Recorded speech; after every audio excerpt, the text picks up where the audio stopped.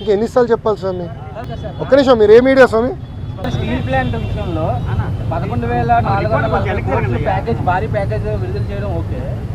Steel plant పైన 8 సంవత్సరాలు పోరాడుతున్న వ్యక్తులు ఒకే ప్రశ్న అడుగుతున్నారు.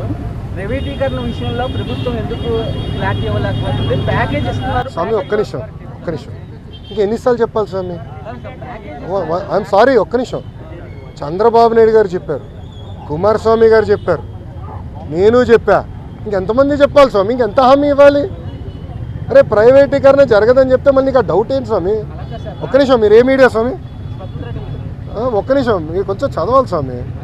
ప్రైవేటీకరణ జరగదని చెప్పిన తర్వాత ఇంకేం డౌట్ స్వామి? నేను స్ట్రైట్ క్వశ్చన్ మిమ్మల్ని అడుగుతున్నా.